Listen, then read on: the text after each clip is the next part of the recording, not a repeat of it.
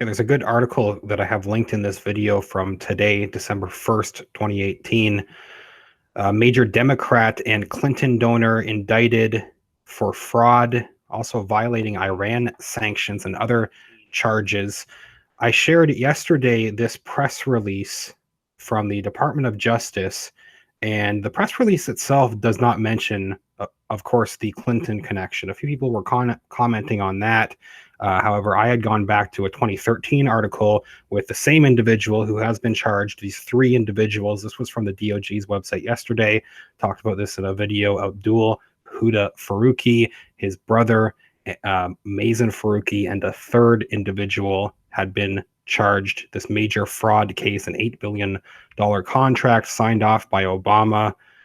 So they talk about the contract, but the Clinton connection, Daily Caller article from 2013, they talk about the Faruqis being major donors to several top Democrats, Dianne Feinstein, the Obama campaign, closely connected to the Clintons as well. However, people were just wondering because it didn't mention that in the, I guess people were sharing the press release and wanting to look for more on the Obama Clinton connection. So this is a great article to share, just to follow up on that major indictment from yesterday, the announcement from the DOJ, just to further emphasize the connection to the Clintons. This article, I have this one linked, but we can look at what they talk about here. This contract, they tried to commit fraud against the U.S. government, and Obama had signed off on this contract in 2012. Three executives, article reads, connected to a defense contractor, were charged for allegedly defrauding the United States military and for breaking U.S. sanctions on Iran. One of them was a significant contributor to the Democratic Party, former State Secretary Hillary Clinton, and former President Bill Clinton. Before I go further, one other thing that people have shared, a good photo as well to share just further evidence emphasizing the ties of Faruqi to the Democrat Party. Here's Abdul Faruqi beside Huma Abedin. Huma Abedin's one of Hillary Clinton's closest aides. So here's a photo of them together. And he is a major Clinton Foundation donor. They get into that more. Here, the contractor, the Dubai-based Anam Corporation. So this is the company involved that Faruqi is working with, this Faruqi's company. They lied to the military. They said they lied to the military in order to get an $8 billion 10-year contract in 2012 to supply food for U.S. troops in Afghanistan. It had materials and equipment shipped through Iran. This was in violation of U.S. sanctions. They did this to cut costs, is what the prosecutors are saying. One of the defendants, former Anam chief executive Abdul Huda Faruqi, is a prominent Democratic donor. He and his wife gave the party and its candidates over $320,000 since the 1990s, including over $13,000 to various campaigns of the Clintons. Faruqi was also a member, they say, of the Clinton Global Initiative Project.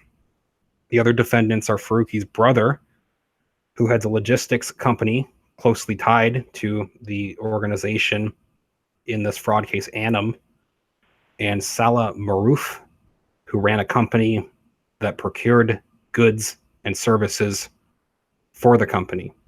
So this fake construction site was involved, and in that DOJ press release from yesterday, they talk about these photos that were set up. There was a staged construction site to fake progress of one of these facilities that they were supposed to be working on.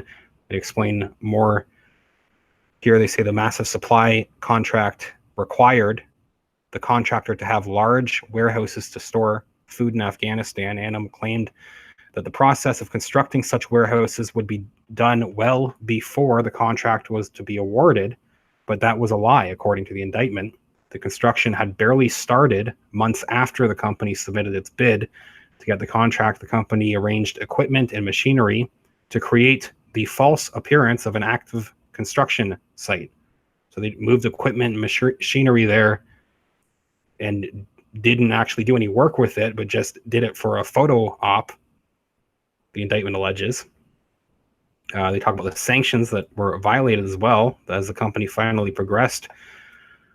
With this construction, it shipped major components of the warehouses through Iran in violation of sanctions placed on Iran by the Obama administration. When the violation was reported in 2013, Faruqi then lied to the Defense Department, further trying to cover this up, saying that ANM's senior leadership didn't know about the plan to ship through Iran. Defendants, in fact, routinely discussed in internal communications the transshipment of warehouse components through Iran for the purpose of saving time, decreasing the need to expend costs for the project prior to awarding the contract. It's from the indictment. They moved these trucks through Iran in 2012. ANM also received at least $423 million. This was a separate contract, another Defense Department contract for trucking services in Afghanistan. Similarly to the warehouse components, the company shipped trucks through Iran rather than ship trucks to Afghanistan using legal but relatively expensive routes. So they used a illegal path instead. Defendants were each charged with 2 counts of major fraud, 1 count of conspiracy to violate the restrictions on doing business with Iran, 4 counts of substantive violations of those restrictions, and 1 count of conspiracy to commit international money laundering. They made their initial appearance on the 29th for Magistrate Judge Harvey. All were arraigned and pleaded not guilty.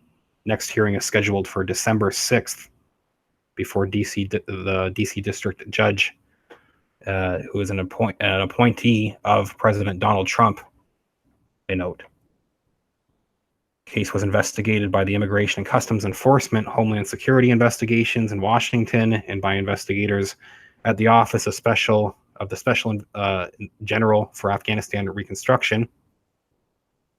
So that is the article from today, and up front they give the connection to Hillary Clinton. I think the article from 2013, and it's interesting that this company was under scrutiny. They point this out even before they were awarded this contract. This is the Daily Caller article.